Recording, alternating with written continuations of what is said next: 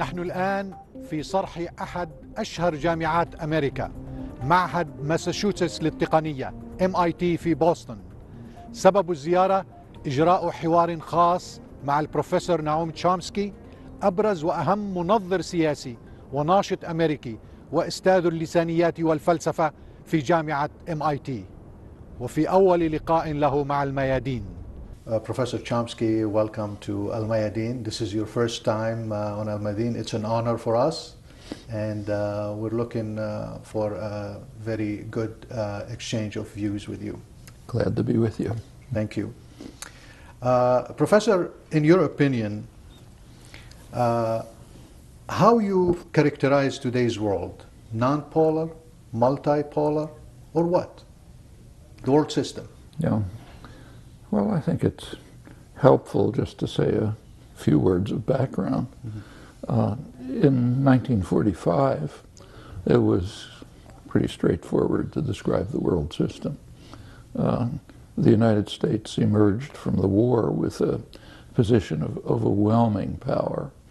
It had 50% of the world's wealth, controlled the hemisphere, both oceans, the opposite sides of both oceans, and it still didn't, there was still a separate power, the Soviet system, but much smaller and confined basically to Eastern Europe. The planners understood that and planned and had ideas about how to create a world system, which they proceeded to implement. In the world system that they had in mind and sought to implement, which was commensurate with U.S. power, the U.S. would control the Western Hemisphere as a matter of course, would essentially displace Britain and slowly take over the former British Empire, including crucial energy resources of the Middle East.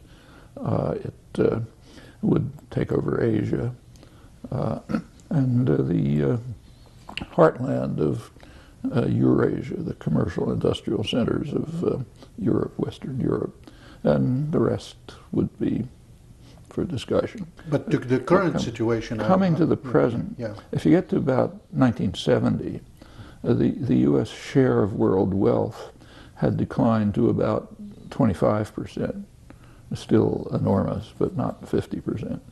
By that time, it was recognized that the world was economically becoming tripolar. North America, based in the United States, Europe, based in Germany primarily, and East Asia, based at that time primarily in Japan, now China and other industrial countries on the periphery, Japan's former colonies.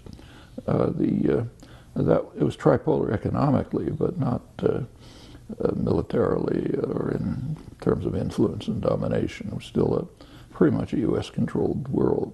In the last 10 years, roughly, something quite significant has happened.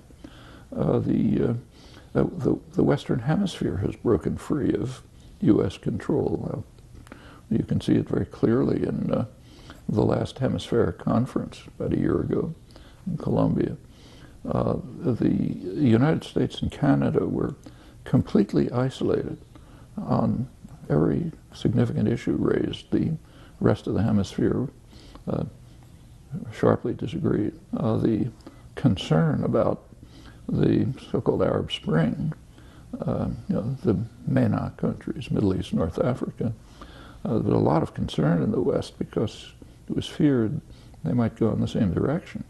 They might go towards independence, some form of democracy, and so on. And of course, the West U.S. and its allies are very frightened of democracy in the region for obvious reasons. It will reflect public opinion instead of the opinion of dictators and tiny elites linked to the West. They talk about democracy, but of course can't tolerate it. I won't go through the record so far, but it's a kind of a standoff. The oil dictatorships, the countries that really matter to the West, because that's where the energy is, they're stable, everything's under control, and the U.S. has backed harshly repressive measures in eastern Saudi Arabia, Bahrain, elsewhere. Egypt and Tunisia, it's in flux. There's a lot of complications. But so far, they haven't lost the Mainite countries so far. When you get to the structure of the world system today, it's, I wouldn't say it's multipolar. The United States is still overwhelmingly dominant in most dimensions, but power has become diversified, undoubtedly. If we take, for example, the Syrian crisis and how United States and Russia and China, we have the veto many times from both of them, China and Russia. It was by many accounts that this is probably one signal, significant signal about how the world system is being shaped by, for the first time, Russia and China together. They're standing up to the United States. I'm not at all convinced of that. I suspect that the United States rather welcomed the veto because that gave a pretext for doing what they want to do anyway, namely not intervening. If the U.S., Britain, France had wanted to intervene, they wouldn't care one way or another about a Security Council veto. They'd do what they want. They'd set up a coalition of the willing and, you know, go ahead. So this is a sign of the decline and not being able to do anything. So it was a cover, almost? I think they have not decided what they do want to do. Who do they want to support? After all, Assad was a pretty decent ally for the United States. He cooperated with the U.S. intelligence. He cooperated with the so-called war on terror, you know, kept the border quiet. Of course, very brutal within, but that's never been a primary consideration. And I think Washington is concerned about whether some alternative to Assad might be less congenial as an ally. So they're standing off. In fact, one rather striking fact about the Syrian conflict, which is a horror story, I don't have to go into that. The country is kind of on its road to suicide unless something happens. But there would be one very simple way for the United States and Israel to support the rebels without sending a single pistol. It would be enough for Israel to mobilize forces on the Golan Heights, which it's done in the past when it wanted to. And that would necessarily draw Syrian military forces to the south. It would relieve the pressure on the north. Simple method of supporting the rebels, but there's no hint of it, not even a word of discussion, which is one of many reasons for suspecting, I think, that the U.S. doesn't much want to get involved. France is a little more open about supporting the rebels, but Britain a little, but not much. So but do you think the U.S. position is not to call for regime change in Syria? Because they have been calling waiting to see. Step down, you know, I think about a year and a half for the Assad. They basically have no policy except just letting the Syrians kill each other, which is probably a satisfactory policy for the U.S. Kind of like the Iraq-Iran war. The United States and its allies were willing to support both sides. So Israel, U.S. client, was arming Iran. The United States and its allies were supporting Iraq. And as long as they were just killing each other, that's fine. Actually, it's kind of reminiscent of a remark by Harry Truman when he was a senator during the Second World War. He commented that as long as the Germans and the Russians are slaughtering each other, that's fine. We should just let them do it. We'll move in later and pick up the pieces. It's not an unnatural view. Britain, France, other imperial powers have had the same conception. And I suspect that's what's happening in Syria. It's no harm to U.S. global interests if Syrians slaughter each other and destroy the country. You know, who cares? But the last comment about, but global order is more diverse, like the BRICS countries. So who's shaping this world order? Because I want to ask you in particular about not only the major countries, Western and others, like we're talking about China, Russia, India rising. But we're talking about regional power in the Middle East in particular. We have Turkey, we have Saudi Arabia, we have Egypt, we have Israel. And we see that sometimes there is enough room for those regional power to play around. Like for instance, in the Syrian crisis, we see that the margin of freedom of those regional power is kind of extended a little bit. A little, but not very much. I mean, they're not doing anything much that conflicts with the goals of the major powers. Primarily the United States still remains dominant in the region. They do have some initiative, but you're right that the smaller powers are beginning to play a role. The major case of that, China is one case, but though I think its power is exaggerated. And the BRICS countries are another, you know. They're now significant actors. They can't impose their policies. So for example, when the three traditional imperial powers, France, Britain, the United States, joined the rebels in Libya as their air force, actually in violation of the Security Council orders. The BRICS countries strongly opposed it. They called for negotiations, as did the African Union and even the International Crisis Group, most others, but it was disregarded. They're not significant enough yet to interfere with imperial policies. China, of course, opposed it too, but didn't matter. But they're not. They can't be disregarded. For example, we've just passed the 50th anniversary of the Cuban Missile Crisis, which practically brought about a probably terminal nuclear war. Came very close. One thing that's ignored. Several things are ignored. One is that it's sort of known that the United States, of course, had missiles surrounding Russia, missiles in Turkey, elsewhere, and that's normal. We of course, can threaten others. But what's a little discussed is that the Kennedy administration had just placed long-range missiles with nuclear warheads in Okinawa, aimed at China, at a period of considerable regional tension there, and that's just normal. We don't talk about that. But it's less possible now, but still things like that are happening. U.S. is, along with South Korea, building a big naval base on Jeju Island aimed at China and so on. So the question would be for United States as a declining power, although Obama in his first speech to the Arab world in Cairo, if you remember, he denied that the United States is an empire, not to mention the empire in decline. What do you think, with the economic crisis, with the financial crisis, with the kind of stagnation of political system in the United States between the two parties, what kind of role you envision for the United States in the future, in this world system? What kind of role they're still able to play, in your opinion? Well, you make a very important point. Part of the American decline, which is nowhere near as much as claimed, but is real, part of it is self-inflicted. It's not just today, but for the last roughly 30 years, the neoliberal period. During that, practically everywhere where neoliberal policies have been implemented, it's been pretty harmful to the societies. It benefited wealthy elites, concentrated wealth, and so on. But for most people, it was ranged between harmful and disastrous.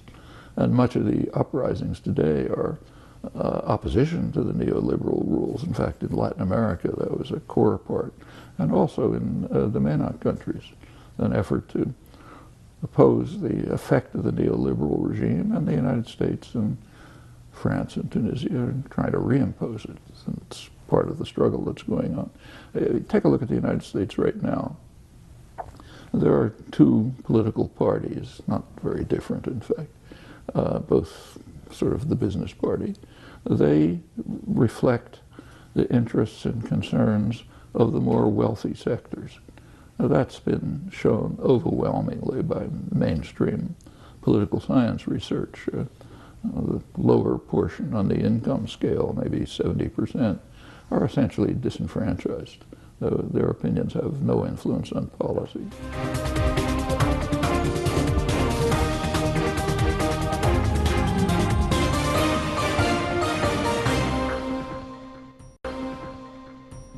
Professor, since we have a limited time, I want to shift a little bit our discussion to, we're talking about Obama.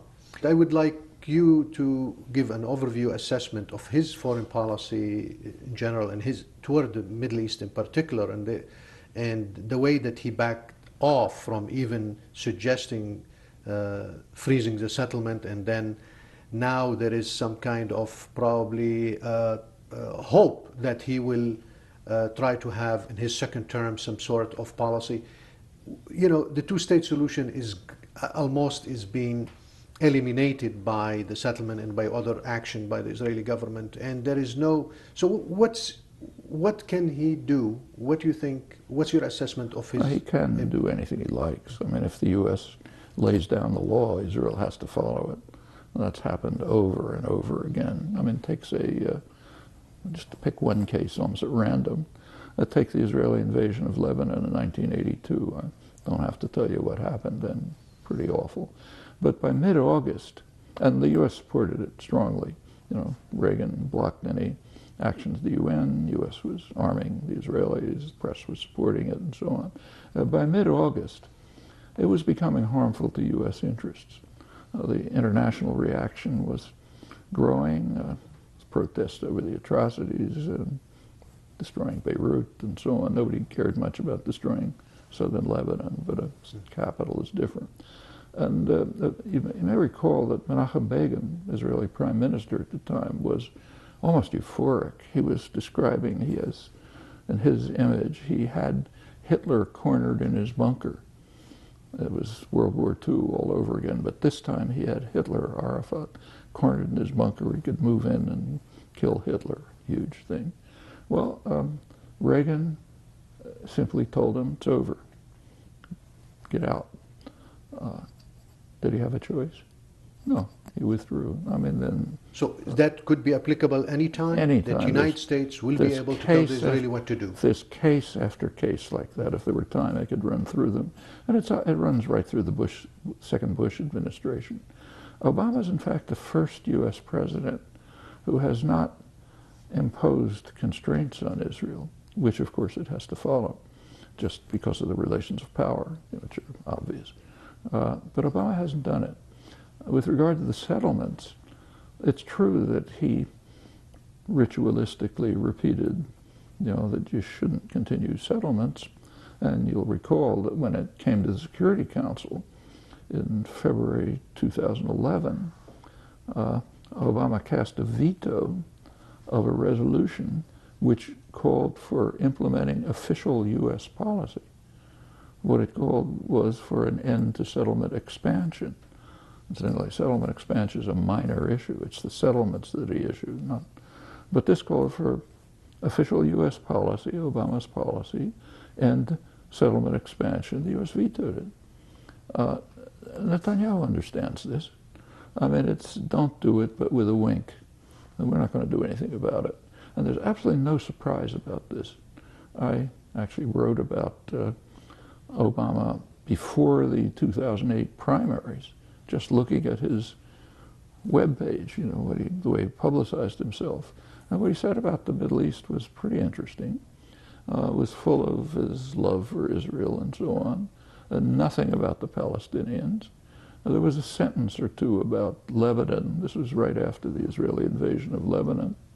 And what he said about Lebanon is that, he said, as a senator, he was describing his achievements. He said one of his main achievements as a senator in 2006 was to co-sponsor a Senate resolution calling on the government not to interfere in any way with Israel's military operations in Lebanon and to punish anyone who resisted them, meaning Syria, Hezbollah, anybody.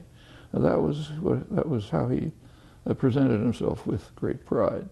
And it continues like that. During Operation Cast Lead, for example, in Gaza, a horror story. Obama had already been elected, but he hadn't yet been inaugurated. And he was asked repeatedly, do you have anything to say about it? He said, no, I can't say anything. There's only one president. I'm not president yet. He did, however, say that his heart goes out to the children who are under attack by missiles, namely the ones in Sderot in Israel, period. The operation was very carefully timed to end hours before his inauguration. So therefore, he came in, there's now one president, but the operation had just ended, not by accident, and therefore he didn't have to say anything about it. When he was asked, he said, well, it's best to look forward, not to look backward. That's the standard line. So it's all like sideshow? It's all smoke and mirrors. Smoke and mirrors about how Obama being lectured by Netanyahu, how there is no relationship, close relationship between them, and that's one of the objective of his visit, is to mend this kind of relation and to enforce the relation. I mean, what kind of your assessment of the people when they say the enormous influence of the Israeli lobby in the United States is the one that guiding U.S. policy, and that's why U.S. president is a victim of such pressure? Several. First of all, the question is, what do you mean by the Israel lobby? I mean, there's AIPAC, the Jewish lobby, but there's a huge Christian Zionist movement. There always has been. Goes back to goes back to England in the 19th century. But elite Christian Zionism has always been very strong. But now there's a huge right-wing Christian fundamentalist movement. It's a large part of the base of the Republican Party. They are super pro-Zionist. They support Israel on just about everything. They're also passionately anti-Semitic. You take a look at their theology. You know, it's supposed to be a war in Armageddon, the saved souls rise to heaven, the Jews go to eternal perdition, and so on. You can't get more anti-Semitic than that. But they support Israel on everything. The Republicans have pretty much abandoned any pretense of being a normal parliamentary party. They're just in lockstep service to the very rich and the corporate sector, with a kind of a catechism that everyone has to repeat, kind of like the old Communist Party. Well, you can't get votes that way, so they have to get votes some other way. And the way they've been doing it is by mobilizing sectors of the population that have always been there. Like, for example, the United States has always been an extremely religious country. I doubt that there's, maybe Saudi Arabia, but I don't suppose there's any other country in the world where half the population thinks the world was created a few thousand years ago, say. A second question, more fundamental. You take a look at American power. Whatever the Israeli lobby is, it's tiny as compared with the business lobbies, the military lobby, the Business Roundtable, Chamber of Commerce, high-tech industry, and so on. These are far more powerful. If they thought their interests were being harmed, they'd put the lobby out of business in no time, but they don't. And the reason is they basically support the policies.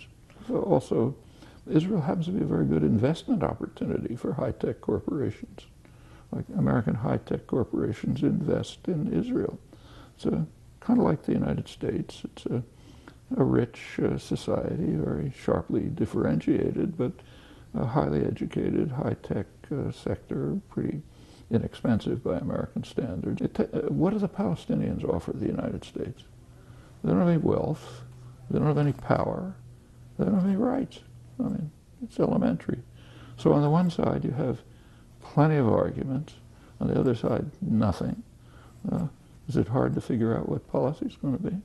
Well, Professor, we wish to have more time, but we know that you have other engagement, and we thank you for the time. And hopefully we can have a second round to have more conversation with you, maybe here or in Lebanon, since you're visiting. I want to thank you very much for your time. And I just, last thing I want to tell you, there is no hope that this administration will do anything, any new initiative vis-a-vis the Israeli policy. There is hope. And I'm not quite as pessimistic about a short-term two-state settlement as you suggested.